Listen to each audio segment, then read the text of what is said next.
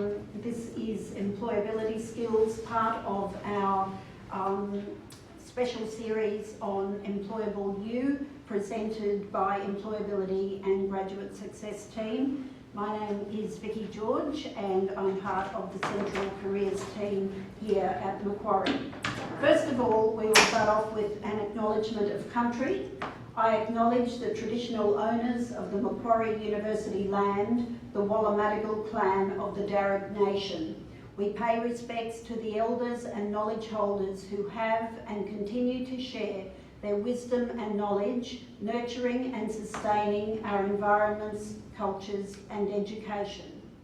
And just for everyone's information, we want to let you know that today's session is being recorded.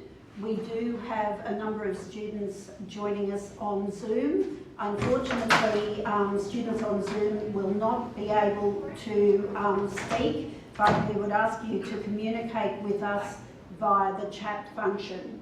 We're hoping today will be an interactive session and we'd like everyone to be involved. Okay, so let's cover our agenda for today. We will be looking at what are employability skills, what do we mean by that term. We'll then introduce the Macquarie employability skills, 14 skills that Macquarie recognises as crucial to being successful in working life. How to develop those skills while you're still at uni, and how to market your skills to an employer. We'll also look at further ways to practice your skills. At the end of the workshop, hopefully, you will have a good understanding of the importance of employability skills, and you'll be able to discuss and market your employability skills in writing, verbally, and on social media channels such as LinkedIn. You'll also know how you can improve your employability skills while you're at university by involvement in a range of activities. And this is only the beginning. Hopefully you will also become aware of other ways and think about other ways that you can become involved to develop your skills. So when we talk about employability, we're referring to the skills, knowledge and attributes which make you more likely to gain employment.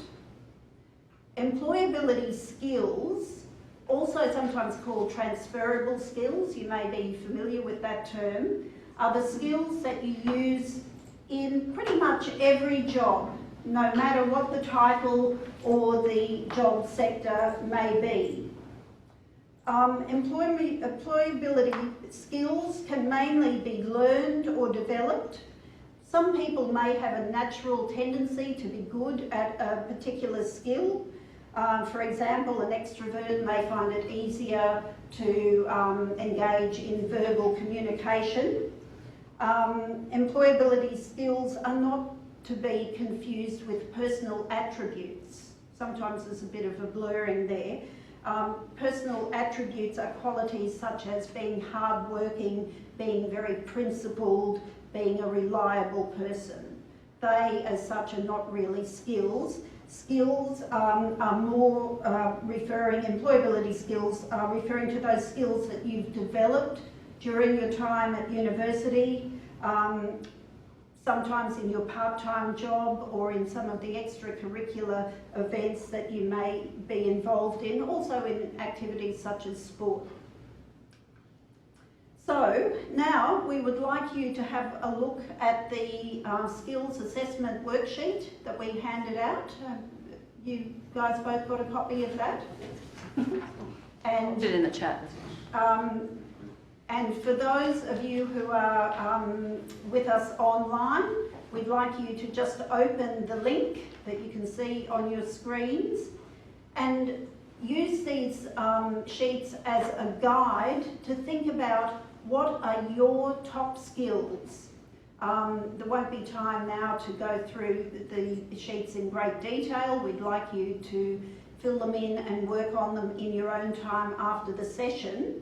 But perhaps get some ideas just by having a quick look through them now as to what are your top skills and what skills you need to develop further.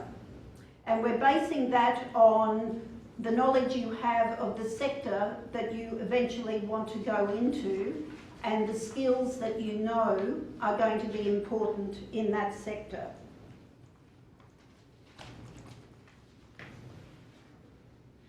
So we'll just get everyone to have a think about what they consider are their top skills now, and it's important to be able to market yourself and be able to speak to the skills that you do already have, and then we'll have a look at where the gaps are and what skills you might like to work on. And I might get our people who are present today to share some of their skills with the group, please.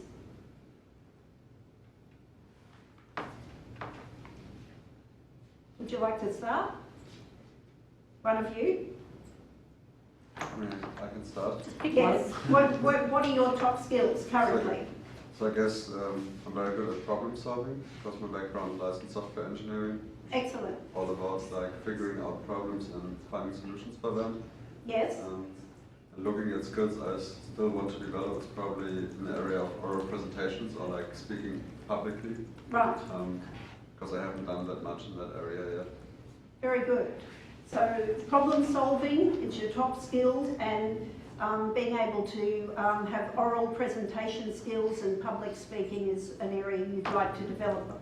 Yes. Could we get you to share your top skills? My top skill is data literacy, because I'm doing Bachelor of Accounting degree and more dealing with data and statistics, and so I think good at organizing like mentioned here, and I think it's my top skill. Very good. And what skills would you like to still work on? I would like to say critical thinking. Critical thinking. Yeah, because when I'm more involved like teamwork discussion, I'm the one like less talking, because I think my critical thinking skill is not active like other people, and yeah. Okay. All right. So data literacy is top, and critical thinking still you're looking to develop a little bit further. That's great. Thank you. And hopefully we've had some answers also coming through on the chat. Nothing through as yet.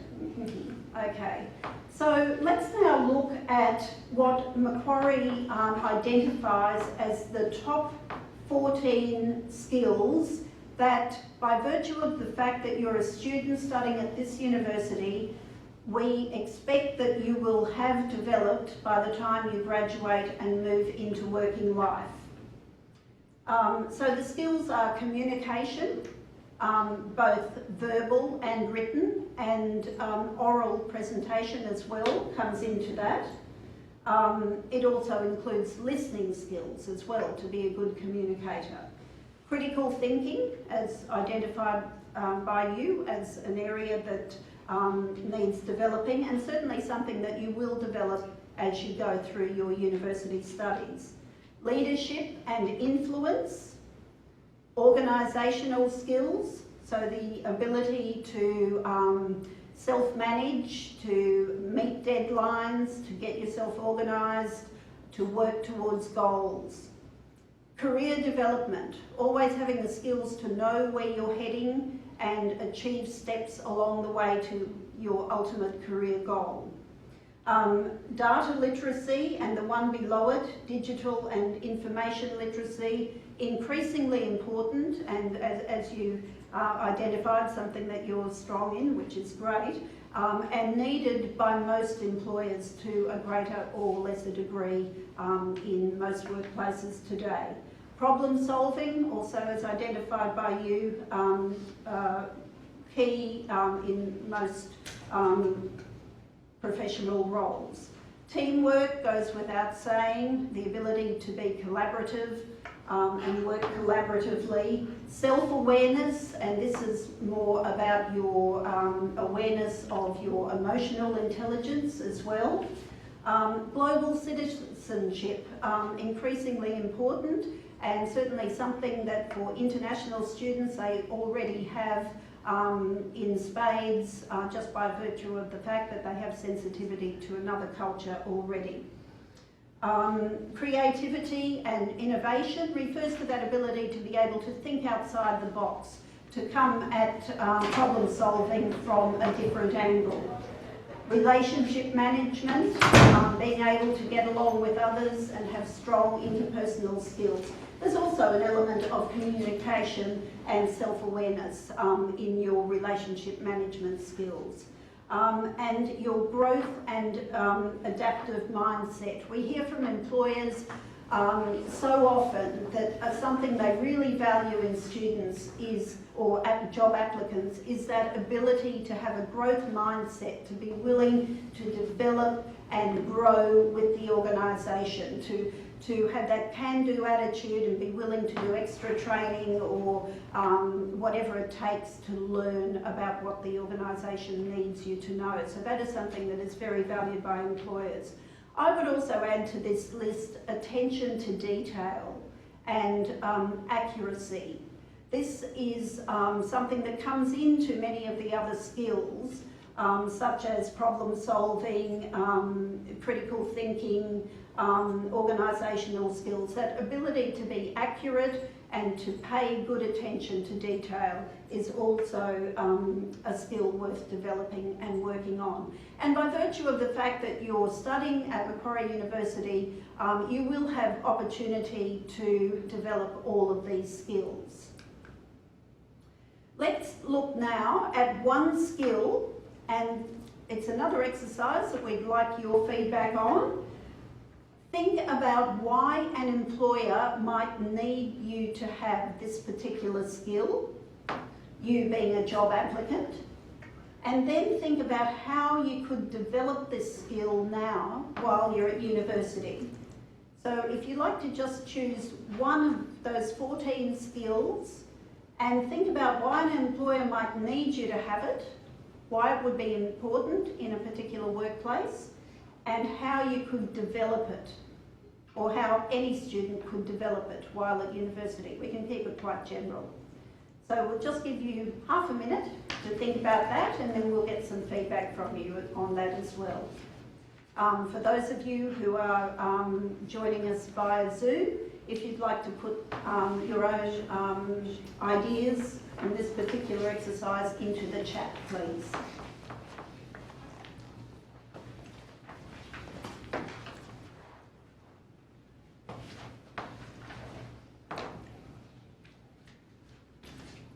Okay, can we ask you to think about one skill and why an employer might find it important to have?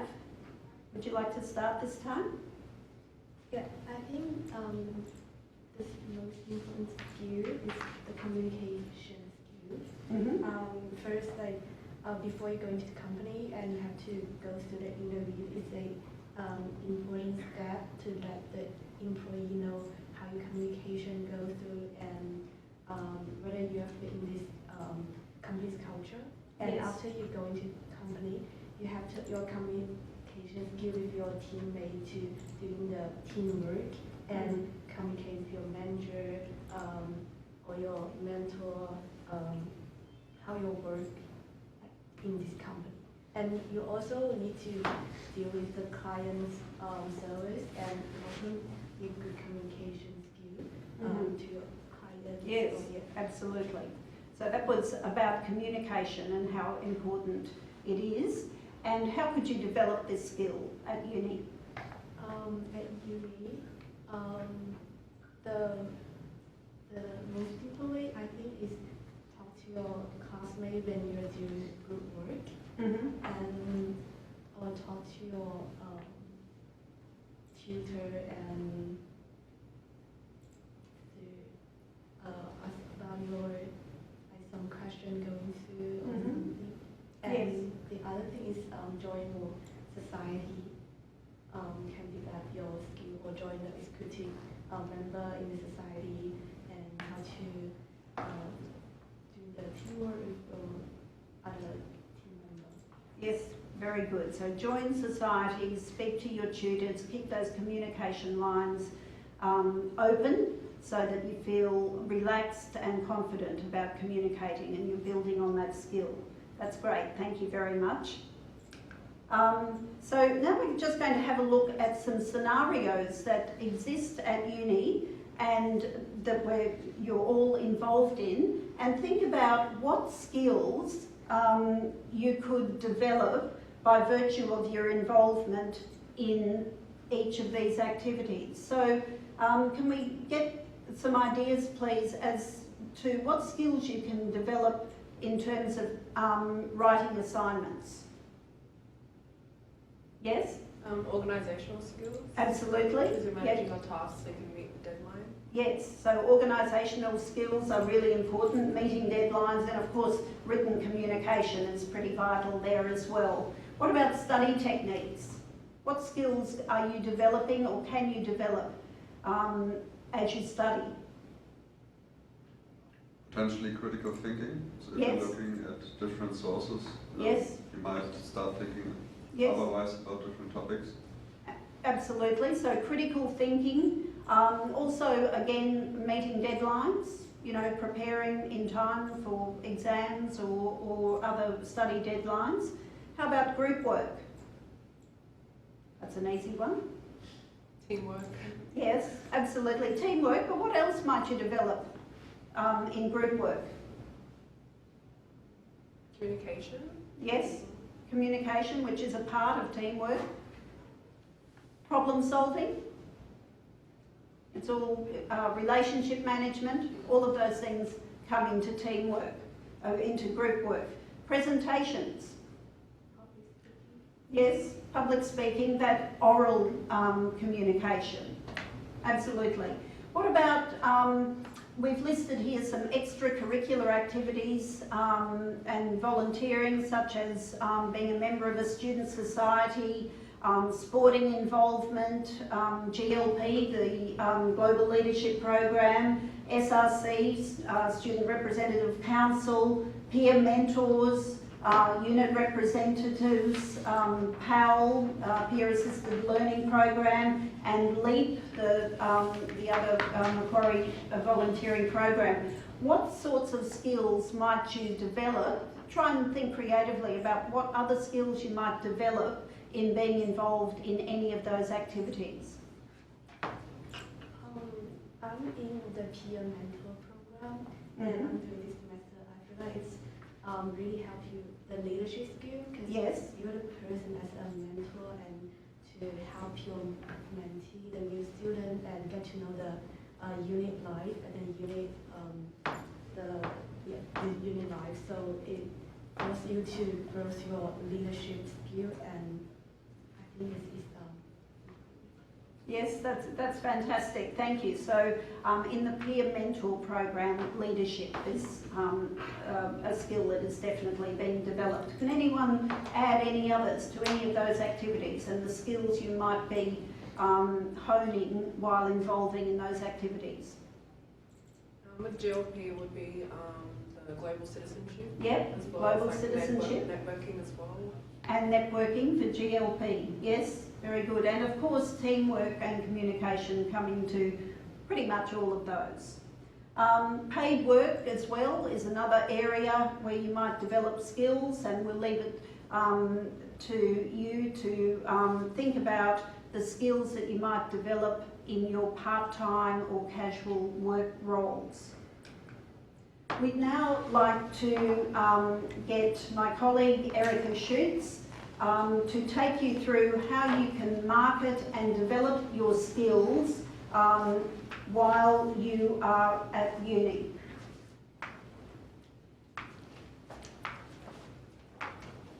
Thanks, Vicky. I might use the microphone because I'm a soft talker. So Vicky's obviously just covered off, what employability skills are. You talked about what the importance of them are, in particular, obviously to employers, and some ways you can develop those. But what some students, or just anyone actually, has difficulty doing sometimes is then articulating the skills that they've developed to employers or to prospective employers. So we're just going to look through some of the ways that you can market your skills to employers. And you may have already started doing this, you may already do that, but we'll just take you through some of the points.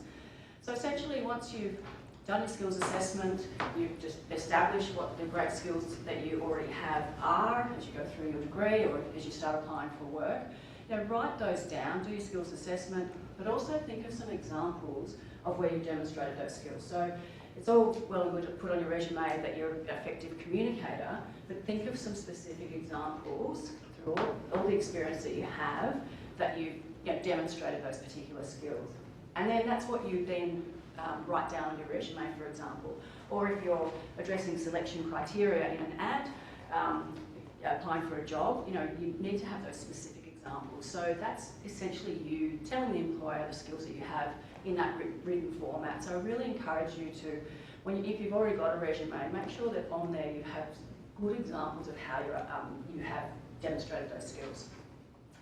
Prepare yourself what we call an elevator pitch, and I'll go through that in a bit more detail, but basically be ready to meet somebody when you're networking, when you're at a barbecue, when you're at an employer event, something like this, someone you think that may be handy for you in relation to your career that you happen to meet. Have a prepared elevator pitch where you're talking about the skills that you have ready to go. So basically do some work there. And if you're going for interviews or you think you're going to be going for interviews soon, get yourself familiar with the STAR technique, and I'll go through that in more detail as well. Essentially, that's just your way of answering these behavioural questions, which I'll talk about in a bit more detail. If you're not on LinkedIn, make sure you get on LinkedIn. It's your opportunity to professionally brand yourself, and again, showcase the skills that you have to prospective employers and people within your network. And really important and critical, if you sort of walk away from this session with one thing, don't sort of do a resume and then never look at it again, or do the skills assessment now and then never look at it again.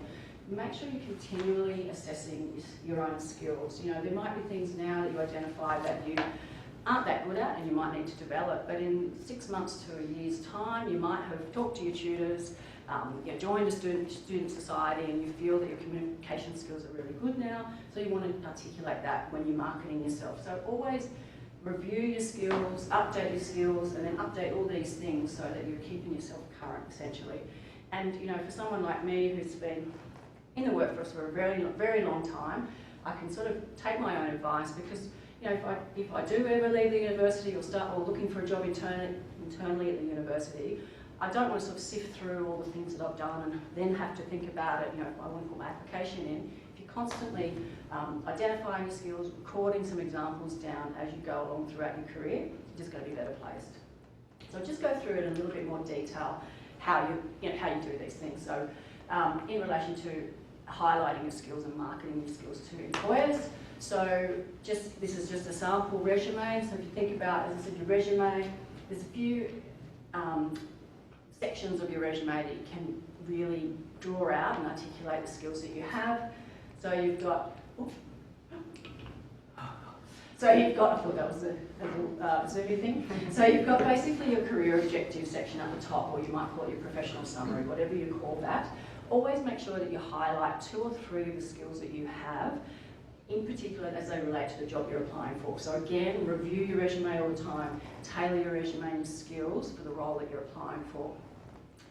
Key skills section, so most people will have a key skills section, so make sure that you're obviously putting your current skills and skills as they relate to the role, but that's obviously your opportunity to tell the employer the skills that you have that potentially match, hopefully, the job description that you're applying for. It's always good in this section, if you can, to put some examples. So sort of the next step or next level of this key skills section is you might put a skill, you've got effective communication, and then maybe put as demonstrated by and put an example that's even sort of, I guess, next level, and showing the employer that you really do have that skill, you're not just listing it as a bullet point. And the final section to include your skills that you have is in that employment experience or your extracurricular experience. Anywhere you have experience, rather than just putting a list of tasks that you've completed, ensure that you weave through your experience and your key responsibilities the skills that you've actually demonstrated. So you'll see in this example there, excellent written communication skills, you know, when typing lecture notes. So they're actually not just saying typing lecture notes, they're actually showing the skill or talking about the skills that they've developed through that activity. So this is the elevator pitch I talked about. So always have this ready. If you think you're going to, you know, we meet people within our networks that we don't even know we're going to meet sometimes. You might be at a barbecue or a party. Somebody works in a field that you're trying to get into. So always have this sort of elevator pitch ready. And the elevator pitch is essentially, if you haven't heard of it, it's called that because essentially it's supposed to represent that if you step into a lift and you find yourself in the lift with the CEO of the company you really want to work for, you've got 60 seconds, depending on what floor he or she presses, you've got 60 seconds or 60 to 90 seconds to really give them your sales pitch, tell them what you've got to offer. So if you just prepare this 60 to 90 minute elevator pitch or marketing pitch about yourself, you're ready to go no matter what situation you find yourself in. And invariably, when you go to any interview, they'll usually ask you a question about, tell me about yourself, or what do you bring to this role? So you can use this not only in person with people, but also in an interview situation as well. So essentially, just briefly, who you are. You know, I'm a second year Bachelor of Accounting student at Macquarie University.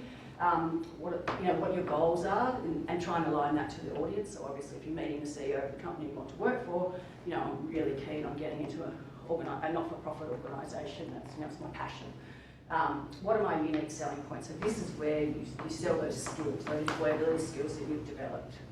And we've got a nifty little tool on Employability Connect, the Elevator Pitch Builder, which actually helps you step you through those 4 steps. That's another way that you can get ready to market your employability skills or yourself to employers. The other situation you're going to find yourself in, obviously, is at interviews, hopefully. And you need to familiarise yourself with what we call the STAR technique. So that's the way to answer certain questions. They're the questions that we call behavioural style questions. And these are the questions that arguably the most difficult questions, I think, in an interview, where they're actually trying to assess what skills you have. So it's the tell me about a time when you've had to demonstrate effective communication skills. Describe a time when you've had to use problem solving. So they're actually asking you to specifically give them an example of when you've demonstrated a particular skill. So you can actually prepare your STAR examples in advance before you go into interviews. You're never going to know the questions you're going to get, but if you look at a job ad and you see that they're asking for effective problem solving skills, good communication, analytical skills, whatever it may be, try and pre-prepare some examples of where you've demonstrated these. So in how you answer those questions is, you know, the situation was, so you spend a little bit of time on painting the picture for the interviewer. The task that I was given, you know, what the action that I took, be very conscious of talking about what you did, not what the team did, not what the group assignment team did. You can sort of paint the picture in the situation about it was a team assignment, but always talk about I did this, I did that. And then what was the result? You know, we got a distinction on our project. So if you can get yourself familiar with this STAR way of answering those behavioural style questions, it helps you to again demonstrate the skills that you have effectively to an employer. The third place, or another place, is online, to basically where your online profile or your professional brand is visible to potential people in your network, potential employers, recruiters. Recruiters and HR people in particular are always on LinkedIn. This is where they find their talent, basically. So if you're not on LinkedIn and you think you're going to be actively starting to look for roles, even if you're not yet actively starting to look for roles, I really encourage you to start building your network. Start with the people in the room. You know, you can link in with Vicky and I. People that you study with, people who know people. So start to build your network. But essentially, you know, LinkedIn is also an online portfolio. So it's another place where we encourage you to highlight your skills, put some examples of those skills, and we'll just take you through some ways to do that. This is an example of CEO of LinkedIn, so you hope his profile's okay. But in essence, you know, make sure you do list your experience. A lot of students ask us, should we list our, you know, I've got a casual job in McDonald's, should I put that on there? Yes, if it's experience and that you can can demonstrate that the skills that you've developed, put it on your LinkedIn now. Once you get further on in your career, you're like, I don't have my Woolworths from Orange 2080 something. You know, once you get further in your career, you can take that experience off.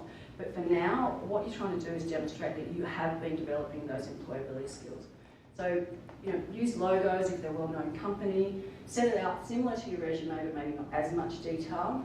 But always make sure that when you're writing what your accountabilities are, you're highlighting those skills, those employability skills, and how you've shown those in those roles. Another section on LinkedIn on your profile is endorsements. Endorsements. So basically, you get your network to endorse you for particular skills. Always, I think you can put, I can't remember the limit of skills, but the top 3 usually show when someone first looks on your profile. So make sure you can move the order. So make sure you're putting the top 3 that you think are the most important for the roles you're potentially going to be going for. But ask your friends, network to endorse you for those skills. So basically they just say, yes, Erica has got recruiting skills because I've worked, they don't say anything, but they endorse me because I know that they've worked with me. And the more endorsements you can get, the better. Basically it's just your network confirming that you have the skills that you're claiming to have. But just be mindful that you can put quite a lot in there, but the first 3, you know, put them in, I guess, order of preference. So if you're starting to go for accounting roles, you know, you might want to put Excel there because you're noticing that's been asked for in pretty much every job that you're applying for. So then put technical skills on that. So you can put technical skills and your soft skills as well. You can also ask recommendations on your LinkedIn profile. So it's basically like an online reference from people that you respect and people who can make, I guess, comments on your professional skills and the way that you work, essentially. So, you know, you could get fellow students to do it, but if you've got a tutor or an academic or someone, or a manager, current manager, past manager who can do it, it probably just will hold more weight. But again, you know, you can ask them to do a recommendation, and if you want to, you can sort of prompt them, you know, I'm really applying for jobs that require this, that and the other in terms of skills. Can you just sort of make sure you write that in the recommendation? So, and the way, I guess, to, especially for those endorsements, the way to do that, get people to do it, is to do it for them. So if you've got people in your networks, fellow students, just endorse them for some skills. Hey, I just endorsed you. Do you mind if you endorse me for these skills as well? So adds extra weight and proof. And always make sure you feel that you do all these sections on LinkedIn. Do notice a lot of students don't have much in their profile. They don't have much in their about profile, which is like the elevator pitch section, basically. Make sure you take some time to highlight the skills that you do have. We heard a woman present at an online workshop, I think earlier today, and basically she said, if you don't tell, you won't sell. So if you don't put the skills that you have on your online profile, for example, on your resume, and the future employer's not going to know what you've got. And as I said, just make sure you're constantly recording the skills that you have, either on your resume or online or anywhere you want to basically record the skills that you're developing. But more importantly, those examples of where you're getting those skills. That way you can draw on them whenever you're about to go for an interview or you have to update your resume or you're bumping into someone in that elevator. So essentially Vicky covered off, what employability skills and why they're important, particularly to employers. We've looked at some ways to develop your skills while at university, and I've just touched on basically the situations you will have to market yourself in terms of those employability skills. What else can you do? You've obviously, Employability Connect because you've enrolled in this session, but there is an actual whole section on the Employability Connect homepage. So if you go to Employability and Skills Development, which is just a bit further down the page, it's essentially, that's where you find the skills assessment. There's essentially a whole lot of information under each of those 14 skills, and there's suggestions for ways that you can develop those skills as well. So, set yourself one skill every 6 months. You don't have to get them all 14 now. You will already have a lot of these skills. But pick one that you think you're really not as confident on and maybe work on that for the next 6 months. And then you update all your details online, and then you might pick another one. So there's a lot of information there for you. I think we've talked about some of these student groups, volunteering, mentoring, the Global Leadership Program, the incubator or hackathons, things like that are great ways for you to develop your skills. And if you really want to have a lot of pull in the university, I guess, but to develop some great skills, try and join the Student Representative Committee. So you're basically representing the student body up to management onto the university on all things that impact students. But all those things are great ways for you to get involved on campus. If you can't get to campus, or you can't, you're obviously not here all the time, there's a lot of ways online you can develop your skills. So you can do virtual internships, and these are getting more and more recognised by employers, particularly because COVID was a great way to get virtual internships, at the forefront, I guess, from an employer perspective. So there's a website called The Forage, which has a whole raft of different virtual internships. Basically, you can do them in your own time, sort of 4 to 8 to 12 hours, maybe max. And they will, essentially, you do case studies or you do like real work in your own time. That, employers such as Deloitte, PwC, they all put virtual internships on that platform that you can do, and then you can put that under your other experience or extracurricular on your resume. So if you can't, it's the next best thing, I guess, to doing a real internship. Lots of jobs on the careers directory, but also, consider upskilling yourself through LinkedIn Learning or Coursera or anything, any free online training. If you think your Excel's not great, then maybe just do some online training.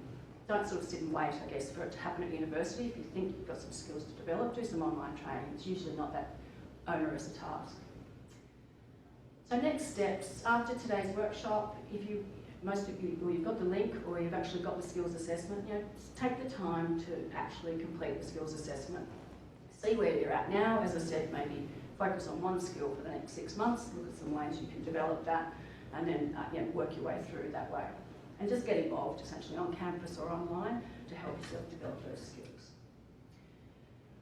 If you need a job, a paid job, MQ Student Employment is here to help Macquarie students and recent graduates as well to find some paid opportunities. So there's the QR code there, but basically we can help you to find a paid job. So if you don't use the QR code there, get on Employability Connect. We've got our whole page, MQ Student Employment, and we've got our jobs advertised on the jobs boards as well, so we can help you.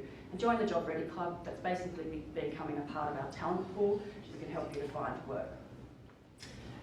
There's a whole lot of resources on Employability Connect. There's a resources and activities section as well.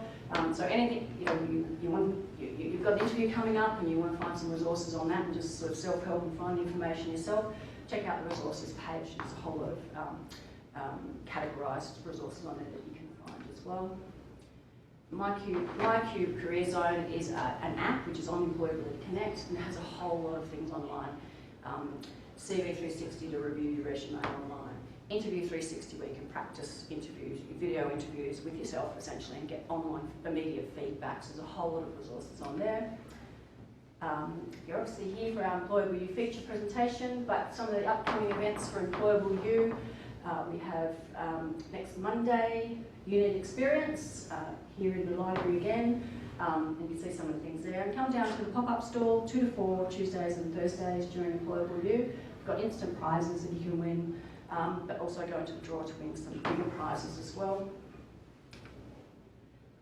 I did forget to say, if you missed the Monday's opening Employable You session, which was from classroom to careers, we had a great panel of alumni and students who actually talked about the way that they had developed their employability skills, and they've all landed themselves some great opportunities, some great roles. So all the sessions are recorded, so jump back on the Employable You site if you can and watch that recording. It's really valuable. Talked about the pop-up store, got some weekly prizes and a major prize draw. If you attend one Employable You event or activity, 3 or more weeks, you go into the draw to win a $250 voucher. Join our Facebook group. So we have a Facebook group, and that's where we essentially load upcoming events for the week, jobs of the week, just tips as well. We'll talk about what's coming up in Employable You during the series. So if you join our Facebook group, you get sort of first-hand, easy information that you don't have to go and look for. Essentially, it's all there for you. You'll see all the posts. And similar with LinkedIn. So we have a LinkedIn group Macquarie University Careers and Student Employment Service. If you're not already a member, link in with us, or linking with us now anyway, but join the group. And again, you'll get some, we post employers, graduate programs coming up, again, our events that are coming up. So just easy online ways for you to engage with us. So that's the end of the session. How are we going for time? We've got another 10 minutes All right. if there's any questions. Yeah, does anyone have any questions?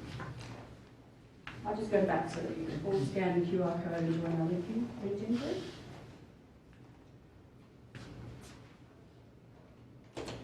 No questions? Anything online? Nope. Thank you to those who joined us online. Sorry we couldn't get to chat with you in real life, but thank you for those in the audience who participated and shared some of the skills and the ways to develop them. That's really good. So thanks very much for joining us. Thank you.